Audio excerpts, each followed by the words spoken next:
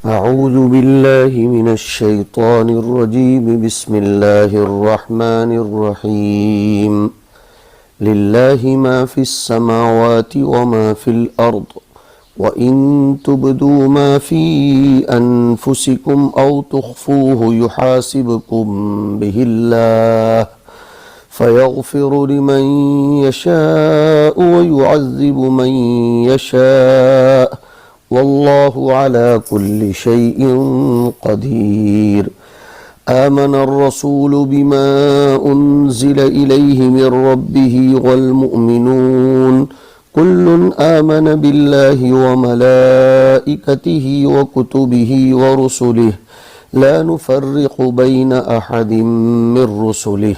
وقالوا سمعنا وأطعنا غفرانك ربنا وإليك المصير. لا يكلف الله نفسا إلا وسعها لها ما كسبت وعليها ما اكتسبت ربنا لا تؤاخذنا إن نسينا أو أخطأنا ربنا ولا تحمل علينا إصرا كما حملته على الذين من قبلنا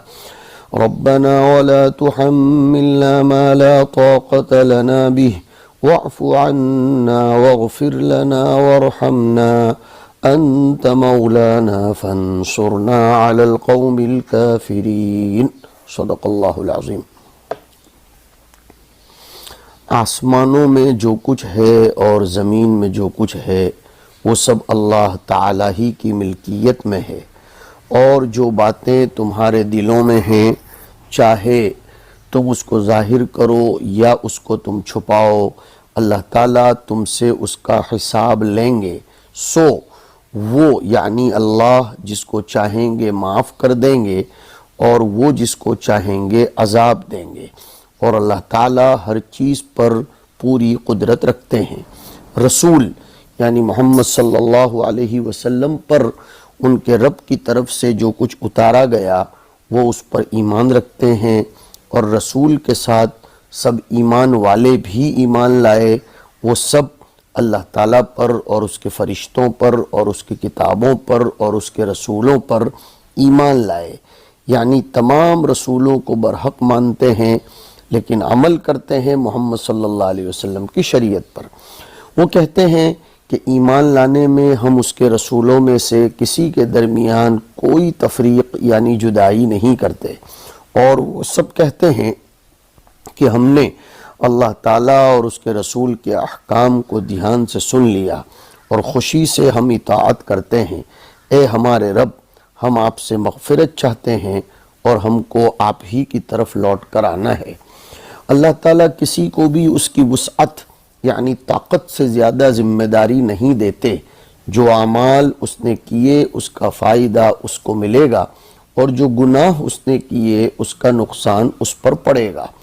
اے مسلمانوں، یہ دعا کرو کہ اے ہمارے رب، اگر ہم سے بھول یا چوک ہو جائے تو آپ اس پر ہماری پکڑ نہ فرمائیے. اے ہمارے رب، اور ہم پر ایسے سخت احکام کا بوجھ نہ ڈالیے جیسا بوجھ آپ نے ہم سے پہلے لوگوں پر ڈالا تھا. اے ہمارے رب، اور آپ ایسے سخت احکام کا بوجھ ہم سے نہ اٹھوائیے جن کو اٹھانے کی ہم میں طاقت نہ ہو، اور آپ ہم کو معاف کر دیجئے اور آپ ہم کو بخش دیجئے اور آپ ہم پر رحم فرمائیے. آپ ہی ہماری مدد کرنے والے ہیں، سو کافر قوم کے مقابلے میں آپ ہماری مدد فرمائیے. یہ اب سورہ بقرہ کا تتمہ ہے جو آپ کے سامنے اس وقت پڑھ لیا گیا. اصل میں اس صورت میں اصول اسلامیہ ایمانیہ، فروع شرعیہ، عبادات، معاملات، جانی مالی، ہر قسم کے احکام بہت تفصیل اور کثرت سے ذکر ہوئے. اس صورت کو سنام القرآن بھی کہا گیا ہے کہ بندوں کو پوری تاکید و تحدید بھی ہر طرح سے فرما دی جائے تاکہ جو احکام ذکر کیے گئے ان میں کوتاہی نہ کریں. اس لیے اب سورت کے اخیر میں احکام کو بیان فرمانے کے بعد للہ ما فی السماوات و ما فی الارض والی آیت کو بطور تحدید و تنبیہ لایا جا رہا ہے کہ تمام احکام جو ذکر کیے گئے ان سب پر ساری چیزوں کو عمل کرنا پڑے گا. طلاق، نکاح، قصاص، زکوٰۃ، بے، ربا، جو اکثر و بیشتر ہیلے کرنے والے اور اپنی خود ساختہ تدبیروں سے کام لینے والے ہیں اور ناجائز امور کو جائز بنانے میں خود رائی اور سینہ زوری سے کام لینے والے ہیں، ان کو بھی تنبیہ ہو گئی کہ للہ ما فی السماوات و ما فی الارض، جس کو ہم پر استحقاق عبادت حاصل ہوگا اس کو مالک ہونا چاہیے، اور جو ہماری ظاہری، باطینی، مخفی تمام چیزوں کا محاسبہ کر سکے اس کو سارے امور کا علم ہونا ضروری ہے، اور جو ہماری تمام چیزوں کا حساب لے سکے اور ہر ایک کے مقابلے میں جزا و سزا دے سکے اس کو تمام چیزوں پر قدرت ہونی بھی ضروری ہے. ان تین کمالات یعنی ملک، علم اور قدرت، ملک، علم اور قدرت، ان تینوں کو یہاں بیان فرما دیا، اور انہی کا آیت الکرسی میں بھی ذکر ہو چکا ہے. مطلب اللہ کی ذات تمام چیزوں کی مالک اور خالق ہے، اس کا علم ساری چیزوں کو محیط ہے، اس کی قدرت سب پر شامل ہے، تو پھر اس کی نافرمانی کسی امر ظاہر یا مخفی میں کر کے بندہ کیسے نجات پا سکتا ہے، یہ سمجھنے کی بات ہے. ایک بات. دوسری بات سنیے، جب یہ بات ثابت ہے کہ رذائل نفس کا مواخذہ اعمال بدنیہ کے مواخذے کے مقابلے میں اشد ہے، اور طاقت سے زیادہ آدمی کو مکلف بھی نہیں کیا گیا، اگرچہ بندہ اپنی امکانی کوشش اگر کرے اور نفسانی مجاہدے کے ذریعے امراض نفسانیہ کو دور کرنے کی جد و جہد کو کام میں لائے اور خواہش نفس کے پیچھے نہ پڑ جائے اور رذائل نفس کو دور کرنے کے لیے فقراء کے دامن سے وابستہ ہو جائے، تو امید ہے کہ اللہ اس کی باطینی معاصی معاف فرما دیں گے، مواخذہ نہیں کریں گے، اس لیے کہ طاقت سے زیادہ بندہ مکلف نہیں، اور خدائے پاک کی طرف سے ممنوع کردہ چیزوں پر کاربند ہونے کی وہ امکانی کوشش کر چکا. لیکن جو شخص اپنے باطینی عیوب کی طرف توجہ ہی نہ کرے اور رذائل نفس کو دور کرنے کا ارادہ ہی نہ ہو تو وہ یقیناً دوزخ میں جائے گا. یہ باتیں اصل میں اس طرح سمجھی جا سکتی ہیں کہ شیخین نے صحیحین میں حضرت ابو ہریرہ کی روایت ذکر کی ہے، اور مسلم شریف میں حضرت عبداللہ ابن عباس کی روایت ہے کہ جب یہ آیت اتری وَإِن تُبْدُوا مَا فِي أَنفُسِكُمْ أَوْ تُخْفُوهُ يُحَاسِبْكُمْ بِهِ اللَّهُ، تو صحابہ کرام پر یہ بات بہت شاق اور گراں گزری، اور دو زانو بیٹھ کر انہوں نے عرض کیا کہ یا رسول اللہ، نماز، روزہ، جہاد اور خیرات کا ہم کو حکم دیا گیا تھا، اس کو ادا کرنے کی ہم میں طاقت تھی، لیکن اب آپ پر جب یہ آیت نازل ہوئی کہ جو چیزیں چھپاؤ گے یا ظاہر کرو گے اس پر بھی پکڑ ہوگی، تو اس کو برداشت کرنے کی تو ہم میں طاقت نہیں ہے. ہم نفسانی اور قلبی خطرات پر کس طرح قابو پا سکتے ہیں اور کس طرح محاسبے سے بچ سکیں گے؟ حضور نے جواباً ارشاد فرمایا، کیا تم وہ بات کہنا چاہتے ہو جو تم سے پہلے تورات اور انجیل والوں نے کہی تھی؟ انہوں نے کہا تھا کہ سمعنا وعصینا. ایسا مت کہو، بلکہ یوں کہو سمعنا واطعنا غفرانک ربنا والیک المصیر. جب صحابہ کی زبانوں پر یہ سمعنا واطعنا غفرانک ربنا والیک المصیر والے کلمات خوب چلنے لگے تو اللہ نے پھر آیت اتاری کہ آمن الرسول بما انزل الیہ من ربہ والمؤمنون الی آخرہ. ایک بات اور بھی سنیے کہ وَإِن تُبْدُوا مَا فِي أَنفُسِكُمْ أَوْ تُخْفُوهُ والی آیت کے نازل ہونے کے بعد صحابہ شاید یہ سمجھے تھے کہ خطرات نفس اور وساوس قلبیہ کا بھی اللہ پاک محاسبہ فرمائیں گے، یا یوں کہنا مناسب ہوگا کہ انکسار نفس کی وجہ سے انہوں نے نفسانی گناہوں کے ساتھ اپنے آپ کو آلودہ سمجھ لیا، قرار دیا تواضعاً، اس لیے آیت کی حکم آمیز اطلاع ان پر شاق گزری۔ حضور صلی اللہ علیہ وسلم تسلیم و رضا اور توکل سے بھرپور تھے، آپ نے ان کو راستہ بتایا، کیونکہ یہ نفوس مطمئنہ کی ہی صفات ہیں، اور اللہ تعالیٰ نے ان کے اس خیال کا ازالہ فرما دیا۔ کون سا خیال؟ جو انہیں ہو رہا تھا کہ خطرات نفس پر یعنی ما یخطر بالبال پر بھی محاسبہ ہوگا، اور ان کو تسلی دی کہ تمہارے ایمان میں صدق ہے، نیتوں میں صواب ہے، تمہارے نفس پاکیزہ ہیں، قلوب صاف ہیں، رذائل نفس کا زوال ایمان کا تقاضا ہے، اور اللہ نے ان کے مومن ہونے کی شہادت بھی دے دی۔ گویا رذائل نفسانیہ سے ان کے نفوس کو پاک اور دلوں کو صاف قرار دیا۔ حضور صلی اللہ علیہ وسلم نے انتظار وحی کرتے ہوئے خود تو آیت کی کوئی تفسیر نہیں فرمائی، صحابہ کو ادب کی تعلیم اور تلقین فرمائی تھی۔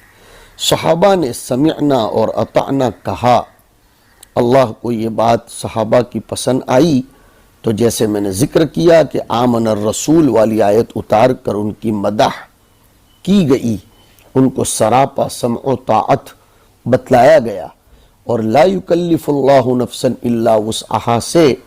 یہ کہہ دیا کہ جو چیز بندے کی طاقت و اختیار سے باہر ہے بندہ اس کا مکلف نہیں ہے،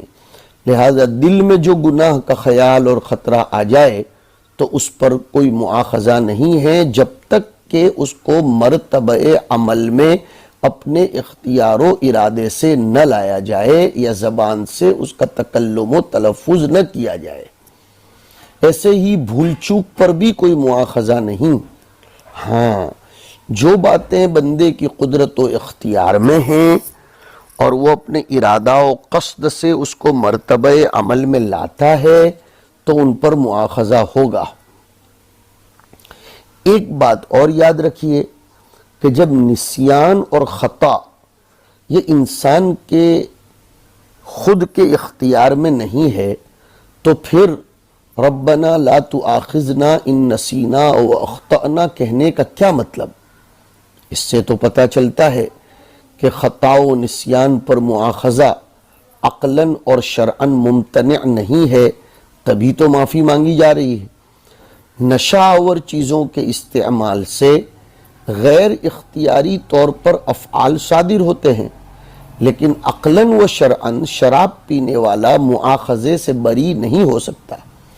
اس لیے کہ یہ افعال اگرچہ غیر اختیاری ہیں، لیکن اب خاص سنیے کہ یہ افعال اگرچہ غیر اختیاری ہیں لیکن ان غیر اختیاری افعال کا سبب یہ تو اختیاری ہے، یعنی نشہ آور چیز کا استعمال جو سبب بنا ہے غیر اختیاری افعال کے صدور کا، تو نشہ آور چیز کا استعمال تو انسان کے اختیار میں ہے۔ انسان اپنے اختیار کو بے محل استعمال کرنے سے حفاظت نہیں کرتا، اس لیے قابل مؤاخذہ ہے۔ نسیان بذات غیر اختیاری ہو لیکن اس کا سبب اختیاری ہوتا ہے، اسی وجہ سے بہت سی مرتبہ بھولنے والے پر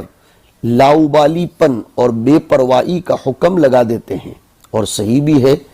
خطاکار پر سہلنگاری اور بے احتیاطی اور بے توجہی کا حکم لگتا ہے۔ تو نسیان غیر اختیاری لیکن اس کا سبب لاؤبالی پن اور بے پرواہی یہ تو اختیاری ہے، خطا غیر اختیاری لیکن اس کا سبب بے احتیاطی اور بے توجہی یہ تو اختیاری ہے، لہذا اس پر گرفت، اس پر مؤاخذہ عقلاً و شرعاً ممتنع بھی نہیں ہے، اس لیے اس پر معافی مانگنے کو کہا گیا ہے۔ یہ باتیں خوب اچھے طریقے سے یاد رکھی جائیں۔ جب یہ لا یکلف اللہ نفسا الا وسعها نازل ہوئی اور اس کے بعد ربنا لا تؤاخذنا الی آخر السورت بھی اتری، صحابہ کرام کو اطمینان دلا دیا گیا کہ کسی صعوبت اور دشواری کا اندیشہ مت رکھو، جن دعاؤں کا حکم ہوا ہے ان کا مقصد ہی تو یہ ہے کہ ہر طرح کا حق حکومت اور استحقاق عبادت اے اللہ تجھ کو ہم پر ثابت ہے، لیکن اے ہمارے رب اپنی رحمت و کرم سے ہمارے لیے ایسے حکم بھیجنا جن کے بجا لانے کی ہم میں طاقت ہو، صعوبت اور مشقت بھرے نہ ہوں، بھول چوک بشری تقاضے کے ناطے ہو جائے تو ہم کو پکڑا نہ جائے، پہلی امتوں جیسے ہم پر شدید حکم اتارے نہ جائیں، نہ ہماری طاقت سے باہر کوئی حکم ہم پر مقرر کیا جائے۔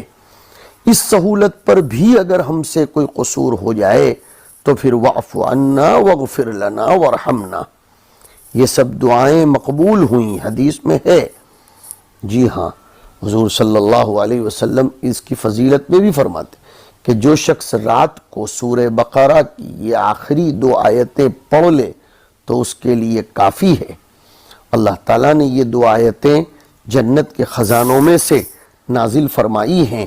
جن کو تمام مخلوق کی پیدائش سے 2000 سال پہلے خود رحمان نے اپنے ہاتھ سے لکھ دیا تھا۔ جو شخص عشاء کی نماز کے بعد پڑھ لے تو وہ اس کے لیے تہجد کے قائم مقام ہو جاتی ہیں۔ اور حدیث شریف میں یہ بھی آیا کہ مجھے خزانے خاص سے یہ آیتیں آخری 2 سورہ بقرہ کی ملی ہیں، جو خزانے خاص عرش کے نیچے ہے، اس لیے خاص طور پر ان آیتوں کو سیکھو، اپنی عورتوں اور بچوں کو سکھاؤ۔ فاروق اعظم و علی مرتضیٰ رضی اللہ عنہما فرماتے تھے کہ ہمارا خیال یہ ہے کہ کوئی آدمی جس کو کچھ بھی عقل ہو وہ سورہ بقرہ کی ان دونوں آیتوں کو پڑھے بغیر نہ سوئے۔ حضرت عبداللہ ابن عمر کی روایت ہے، میں نے حضور صلی اللہ علیہ وسلم سے سنا ہے کہ مومن قیامت کے روز اپنے اللہ سے قریب کیا جائے گا، اللہ اس کے ایک ایک گناہ کو یاد دلائیں گے، پوچھیں گے کہ تو مانتا ہے کہ تو نے یہ گناہ کیا تھا؟ مومن بندہ اقرار کرے گا، اللہ فرمائیں گے میں نے دنیا میں بھی تیری پردہ پوشی کی، تیرا گناہ لوگوں میں ظاہر نہیں ہونے دیا، آج بھی میں تجھ کو معاف کرتا ہوں۔ حسنات کا اعمال نامہ اس کو دے دیا جائے گا، لیکن کفار اور منافقین کے گناہوں کو مجمع عام میں بیان کیا جائے گا، نعوذ باللہ من ذالک۔ اعمال ظاہرہ اور باطنہ ان دونوں کے محاسبے کا یہاں پہلے تو ذکر کیا گیا۔ قاضی ثناء اللہ لکھتے ہیں کہ انسان پر جو اعمال اللہ کی طرف سے فرض ہیں یا حرام ہیں وہ تو کچھ ظاہری ہیں، اعضاء و جوارح سے متعلق، جیسے نماز، روزہ، زکوٰۃ، حج، معاملات وغیرہ، لیکن کچھ اعمال و احکام وہ ہیں جو انسان کے قلب و باطن سے تعلق رکھتے ہیں، جیسے ایمان و اعتقادیات کے مسائل، کفر و شرک جو سب سے زیادہ حرام و ناجائز ہیں وہ بھی انسان کے قلب سے متعلق ہیں، اخلاق صالحہ جیسے تواضع، صبر، قناعت، سخاوت وغیرہ، اخلاق رذیلہ جیسے کبر، حسد، بغض، حب دنیا، حرص وغیرہ، یہ سب چیزیں ایک درجے میں حرام ہیں، ان کا تعلق بھی انسان کے اعضاء و جوارح سے نہیں بلکہ دل اور باطن سے ہے۔ اس آیت میں بتلایا گیا کہ جس طرح اعمال ظاہرہ کا حساب قیامت میں لیا جائے گا، اسی طرح اعمال باطنہ کا بھی حساب ہوگا، خطا پر بھی مواخذہ ہوگا۔ اس سے مراد وہ سخت اعمال ہیں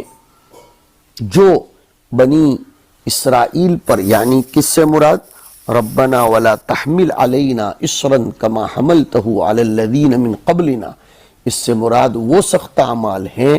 جو بنی اسرائیل پر عائد تھے۔ کپڑا پانی سے پاک نہیں ہوگا،